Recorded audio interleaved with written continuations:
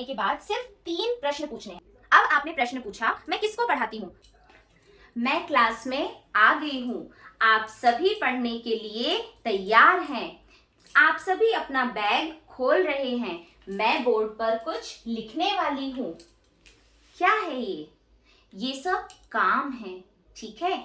और ये काम वाले जो शब्द होते हैं, जिन शब्दों से हमें किसी भी काम का पता चलता है कि कौन सा काम हो रहा है या कौन सा काम हम कर रहे हैं, इन सारे शब्दों को ही आज हम पढ़ने वाले हैं।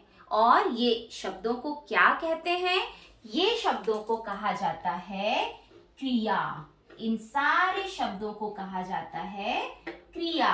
क्या कहा जाता है? क्रिया। क्रिया को हम एक शब्द में कैसे समझ सकते हैं? काम।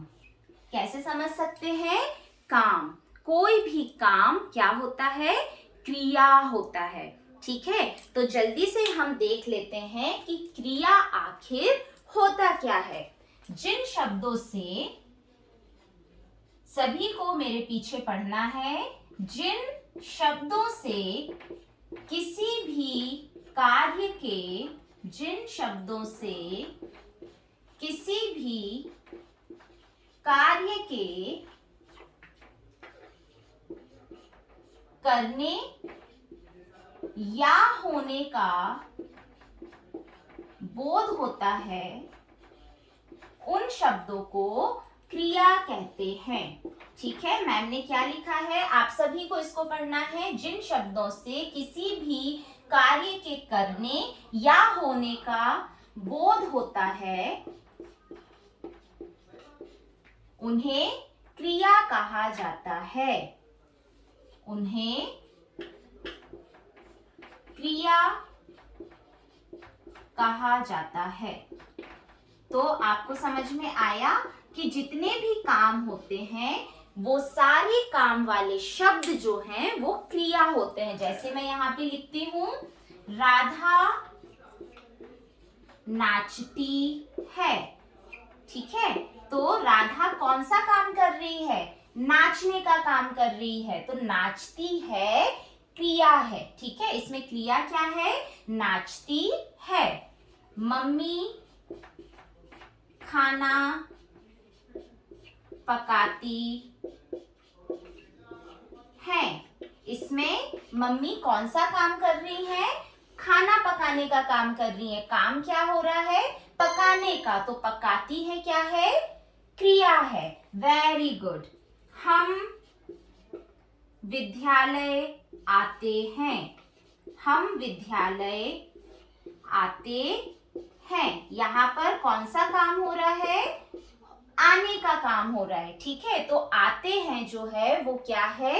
क्रिया है। इससे हमें क्या समझ में आया कि जो भी काम होते हैं जिनसे हमें उनके करने या होने का बोध होता है, उन्हें क्रिया कहते हैं। इसके बाद क्रिया के भी 2 रूप होते हैं। एक रूप होता है सकर्मक क्रिया और दूसरा रूप होता है अकर्मक क्रिया। जल्दी से इसे हम अपने बोर्ड पर लिख लेते हैं।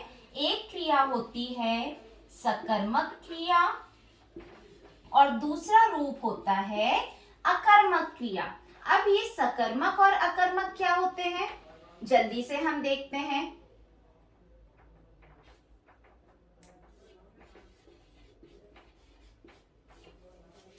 सकर्मक क्रिया और अकर्मक क्रिया क्या होता है? इससे आप बहुत सरल शब्दों में आप समझेंगे। सा मतलब जिसमें है, आ मतलब जिसमें नहीं है। सकर्मक कर्म के साथ। इसका अर्थ है कि जो क्रियाएं कर्म के साथ हो, ठीक है। और अकर्मक मीन्स जो क्रियाएं कर्म के साथ ना हो, ठीक है। अब हम एक यहाँ पर उदाहरण लिखेंगे। राम पुस्तक पढ़ता है।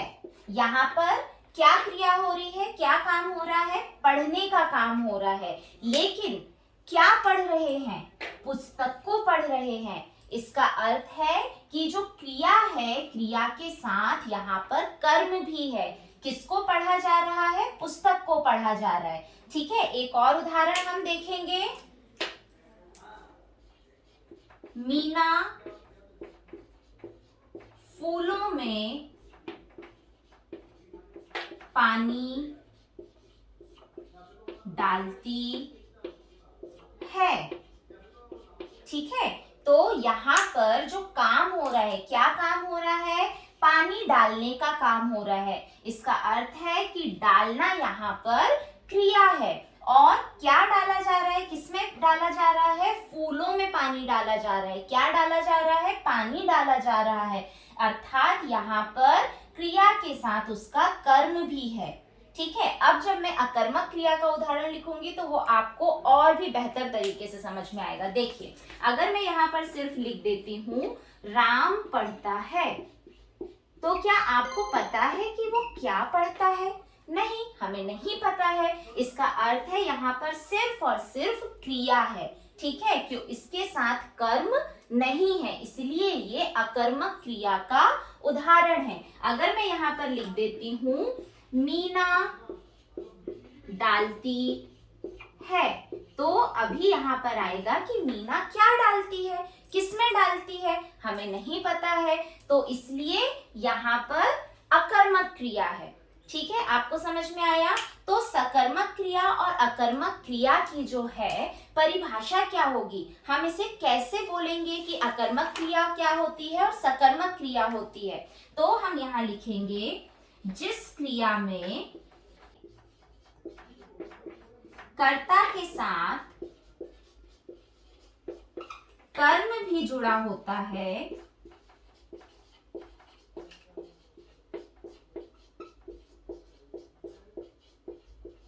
उसे सकर्मक क्रिया कहते हैं। और जिस क्रिया में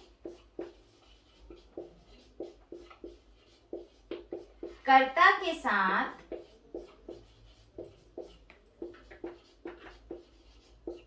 कोई भी कर्म नहीं होता है,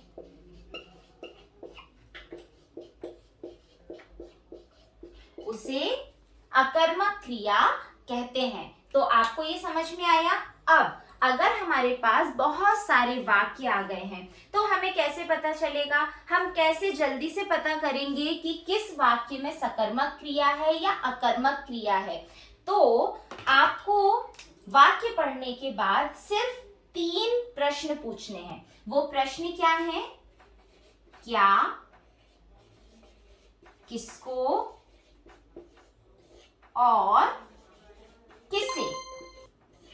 अगर मैं आपसे कहती हूं मोहन पत्र लिखता है, तो अगर आप प्रश्न पूछते हैं मोहन क्या लिखता है, तो आपको क्या इसका जवाब हाँ में मिल रहा है?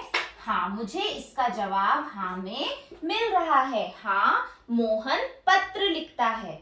ठीक है, अगर मैं वाक्य कहती हूं मैं पढ़ाती हूं, अब आपने प्रश्न पूछा मैं किसको पढ़ाती हूं, तो क्या इस वाक्य में आपको जवाब मिल रहा है? मैंने तो सिर्फ कहा मैं पढ़ाती हूं, आपको इसमें जवाब नहीं मिल रहा है। अर्थात मैं पढ़ाती हूं अकर्मक क्रिया है। ठीक है, तो अगर आपको ये समझ में आया है तो मैं जल्दी से यहाँ पर कुछ वाक्य लिखने वाली हूँ। आप उसमें क्या प्रश्न पूछेंगे? क्या, किसको, किसे। अगर आपको जवाब हाँ में मिलता है अर्थात वो सकर्मक क्रिया है। अगर आपको उसका जवाब नहीं मिलता है तो वहां पर अकर्मक क्रिया है। सभी को समझ में आया? तो चलो जल्दी से हम इसके वाक्य को लिखते हैं और समझते हैं कि सकर्मक क्रिया और अकर्मक क्रिया हमें कितना समझ में आया। उसके बाद फिर हम एक और एक्टिविटी करेंगे। सो आई होप गाइस कि आपको ये वीडियो पसंद आया होगा। ग्रामर के टॉपिक्स भी आप डेमो टीचिंग के लिए ले सकते हैं जो बहुत ही इम्पैक्टफुल और फ्रूटफुल होते हैं। अगर आप मेरे चैनल पे नए हैं तो जल्दी से सब्सक्राइब करिए और प्रेस द बेल आइकन, क्योंकि ऐसे ही बहुत अच्छे अच्छे टीचिंग से रिलेटेड वीडियोस आपको आगे भी मिलते रहेंगे। और अगर आपको ये वीडियो पसंद आया है तो लाइक और शेयर करना बिल्कुल मत भूलिएगा। Thank you.